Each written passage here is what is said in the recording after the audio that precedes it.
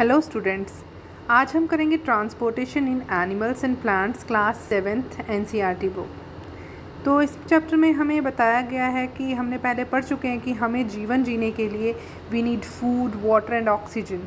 तो हमें ये सब चीज़ें जो हैं सर्वाइवल के लिए हमारे बहुत ज़रूरी हैं, और ये चीज़ें जो हैं they need to transport all these to various parts of our body. तो हमारी पूरी बॉडी को इन चीज़ों की ज़रूरत है।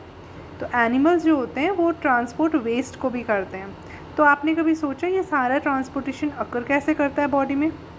आपने हार्ट के बारे में सुना होगा, ब्लड वेसल्स के बारे में सुना होगा। तो ये जो फंक्शन करते हैं इकट्ठे, यानी कि हार्ट और ब्लड वेसल्स, ये बनाते हैं हमारा सर्कुलेटरी सिस्टम। तो this is all about the circulatory system. तो इस चैप्टर में we learn about the transport of substances in animals and plants. तो let's begin with the circulatory system. Circulatory system में हमारे पास सबसे पहले आ जाता है ब्लड। तो आपने कभी महसूस किया होगा कि व्हेनेवर देयर इज़ इंजरी, कभी आपको कोई वुंड लग जाए, कट हो जाए, तो क्या होता है? खून बहना शुरू हो जाता है, ठीक है। और तो ये ब्लड जो है ये है क्या? तो ब्लड क्या है? It is a fluid which flows in the blood vessels, ठीक है। तो ब्लड जो है वो फ्लूइड है जो ब्लड वेसल्स में फ्लो कर रहा है, and it transports food from the small intestine to the other parts of the body. तो इसके फंक्शंस क्या हैं? एक तो हो गया transport of digested food. Second क्या कर रहा है? ये it carries oxygen from the lungs to the cells of the body. And third function क्या है? It also transports waste for removal from the body. तो जस्ट नाउ हमने 3 functions देखे हैं। फर्स्ट फंक्शन हमने देखा कि ये ट्रांसपोर्ट करता है डाइजेस्टेड फूड को। सेकेंड फंक्शन हमने पढ़ा इट कैरीज ऑक्सीजन, और थर्ड फंक्शन हमने पढ़ा removal of the waste from the body. तो ये 3 इसके मेन फंक्शंस हैं। Now how does the blood carry various substances? तो ये ब्लड जो है ये सब सब्सटेंसेस को कैरी कैसे करता है? तो इसके लिए हमें ब्लड की कंपोजिशन पे जाना होगा। तो blood is composed of a fluid, एक फ्लूइड का बना होता है जिसे हम बोलते हैं plasma. It is called plasma. So in which different types of cells are suspended. तो उस प्लाज्मा में खूब सारे तरह के सेल्स जो होते हैं वो प्रेजेंट होते हैं। अब ब्लड में कौन कौन से सेल्स प्रेजेंट होते हैं? जी हाँ, सबसे पहले होता है RBC, जिसे हम रेड ब्लड सेल्स कहते हैं। और यही रेड ब्लड सेल्स होते हैं जो एक रेड कलर का पिगमेंट कंटेन करते हैं जिसको हम कहते हैं हीमोग्लोबिन। और ये जो हीमोग्लोबिन होता है ये ऑक्सीजन के साथ बाइंड करके इसको ट्रांसपोर्ट करता है to the various parts of the body, और हर एक सेल्स तक जब तक कि ऑक्सीजन पहुंच ना जाए। तो ऑक्सीजन को कैरी कौन कर रहा है? हीमोग्लोबिन। और हीमोग्लोबिन किस में प्रेजेंट है? रेड ब्लड सेल्स में प्रेजेंट है। और रेड ब्लड सेल्स कहाँ पे प्रेजेंट है? प्लाज्मा में प्रेजेंट हैं, जो ब्लड की कॉम्पोजिशन है। तो आगे बढ़ते हैं।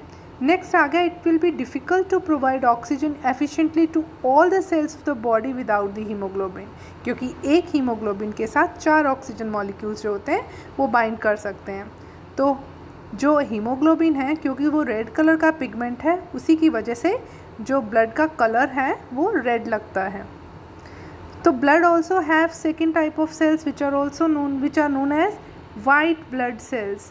तो हमने अभी पढ़ा कि जो प्लाज्मा है, फ्लूइड है जो ब्लड में, उसमें खूब तरह के सेल्स सस्पेंडेड हैं।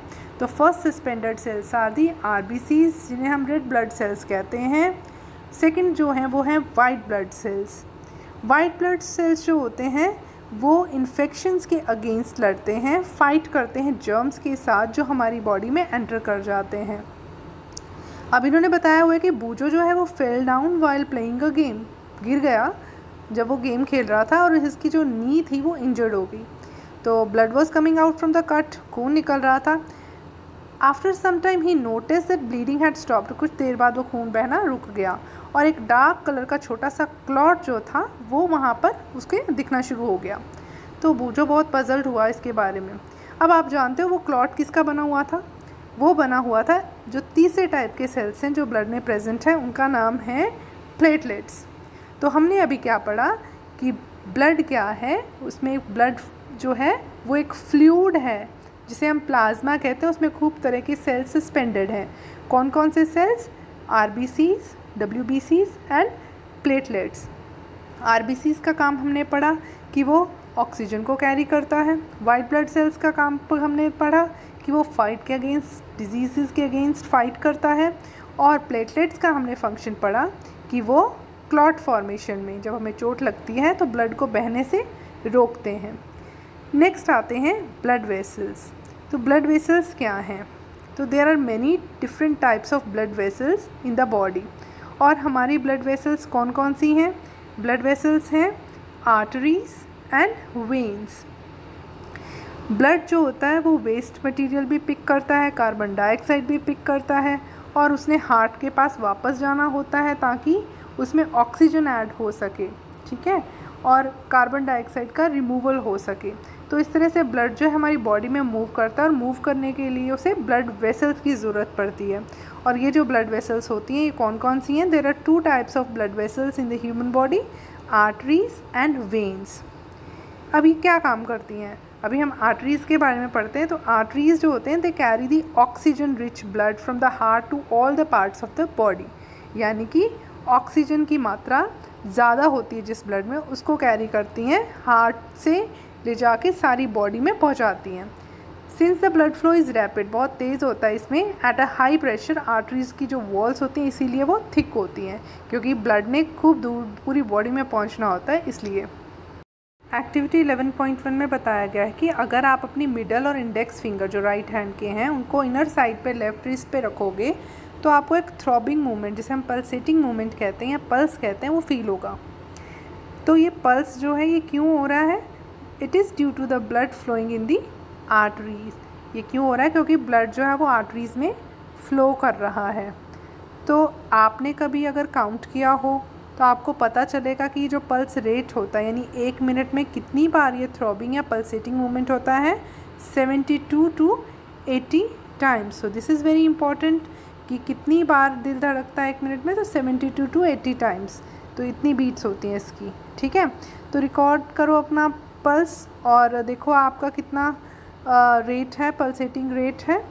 तो इसके बाद नेक्स्ट जो हमारा आ जाता है वेन्स। तो वेन्स क्या हैं? ये दूसरी ब्लड वेसल्स हैं। फर्स्ट ब्लड वेसल्स हमने पढ़ी आर्टरीज, अब हम पढ़ेंगे वेन्स के बारे में। तो वेन्स जो हैं they are the vessels which carry carbon dioxide rich blood. तो आपने पढ़ा आर्टरीज जो होती हैं उसमें ऑक्सीजनेटेड ब्लड होता है, ऑक्सीजन की मात्रा ज़्यादा होती है। वेन्स में कार्बन डाइऑक्साइड की मात्रा ज़्यादा होती है ब्लड में। तो वेन्स जो होते हैं उनकी वॉल्स जो होती हैं थिन होते हैं, और साथ ही साथ उनमें वैल्व्स प्रेजेंट होती हैं ताकि ब्लड जो है वो हार्ट की तरफ ही बहे। तो ये इम्पॉर्टेंट है इसके कैरेक्टरिस्टिक्स कि वेन्स जो हैं वो carbon dioxide rich blood carry करती हैं, then they have valves, thin walls, ठीक है। उसके बाद नेक्स्ट आ जाता है, ये थोड़ी सी इन्फॉर्मेशन दे रखी है कि ब्लड डोनेशन कैंप क्या होता है। ब्लड डोनेशन क्या होता है कि काफ़ी लोग हैं, अबाउट 100 से काफ़ी ऊपर लोग हैं, हंड्रेड्स ऑफ पीपल जो हैं they die due to inavailability of the blood. तो ब्लड नहीं मिल पाता उनको, तो इसलिए वॉलंटरी ब्लड डोनेशन कैंप्स जो लगते हैं उसमें ब्लड देना चाहिए। वो हार्मलेस है, बिल्कुल पेनलेस है, और खूब सारी लाइफ्स को वो बचा सकते हैं। तो ब्लड जो है वो डोनेट किया जा सकता है हॉस्पिटल्स में। तो यहाँ जो जगह ऑथराइज्ड है बाय द गवर्नमेंट, और डोनेटेड ब्लड को स्टोर किया जा सकता है स्पेशल केयरिंग ब्लड बैंक्स। इसके अलावा एक और बात बहुत इंपॉर्टेंट है, यहाँ पर इन्होंने लिखा है, I am confuse, I have learn that N artery always carry oxygen rich blood. तो ऐसा नहीं होता, एक आर्टरी ऐसी है जो डीऑक्सीजनेटेड ब्लड कैरी करती है, और वो कौन सी है? जो लंग्स को सप्लाई करती है, उसका नाम है पल्मोनरी आर्टरी। तो pulmonary artery is the artery which carries the deoxygenated blood, otherwise सारी आर्टरीज ऑक्सीजनेटेड ब्लड कैरी करती है। इसी तरह से पल्मोनरी वेन जो है वो कैरी करती है oxygen rich blood from the lungs to the heart, जबकि बाकी सारी वेन्स जो हैं वो कैरी करती हैं deoxygenated blood. So this is very important. इसके बाद नेक्स्ट आ जाता है कैपिलरीज, ठीक है। तो आपने यहाँ पे डायग्राम में देख पा रहे हो कि आपको हार्ट नज़र आ रहा है। हार्ट जो है वो लंग्स के पास जा रहा है, यहाँ पर ब्लड जो है हार्ट से लंग्स की तरफ जा रहा है, और ब्लड जो है वो प्यूरीफाई हो रहा है वहाँ पे, यानी ऑक्सीजन ऐड हो रहा है, and then it is coming back to the heart through the pulmonary vein, और फिर वहाँ से हार्ट जो है सारा जो ऑक्सीजनेटेड ब्लड है उसको आर्टरी के थ्रू बॉडी में भेज रहा है। तो बॉडी के सारे सेल्स को ब्लड मिलना चाहिए, इसलिए जहाँ पर आर्टरीज़ क्योंकि थोड़ी मोटी होती हैं तो जहाँ पर वो नहीं पहुँच सकती वहाँ पर वो डिवाइड हो जाती हैं फर्दर इनटू कैपिलरी नेटवर्क में, ठीक है। जो बिल्कुल माइन्यूट या थिन ट्यूब्स हैं उनको हम कैपिलरीज़ बोलते हैं। और कैपिलरीज सभी ब्लड सप्लाई करने के बाद, ऑक्सीजन पहुंचाने के बाद, खाना पहुंचाने के बाद दोबारा से रीयूनाइट हो जाती हैं कार्बन डाइऑक्साइड कैरी करके और वेन्स के रूप में वेन्स बन जाती हैं और फिर दोबारा से हार्ट में ब्लड को सप्लाई कर देती हैं। और हार्ट से फिर ब्लड कहाँ जाता है? Into the lungs for the purification. तो इस तरह से ये एक डबल सर्कुलेशन जो है वो चलती रहती है, यानी कि हार्ट में ब्लड 2 बार आता है, एक लंग्स के थ्रू और दूसरी बार बॉडी के थ्रू। तो इसको हम सिस्टेमिक और पल्मोनरी रेस्पिरेशन बोलते हैं। तो अब हम हार्ट के बारे में पढ़ेंगे। तो हार्ट जो है is an organ which beats continuously to act as a pump for the transport of blood which carries other substances with it. तो हमें पता ही है कि हार्ट एक पंपिंग ऑर्गन है जो इसका काम है पंप करना ब्लड को, कभी लंग्स के पास तो कभी पूरी बॉडी में पहुंचाना, ये काम होता है हार्ट का। इसके बाद हार्ट जो है ये कहाँ पर लोकेटेड है?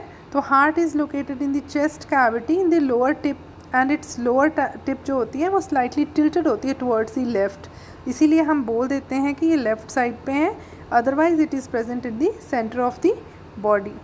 So next is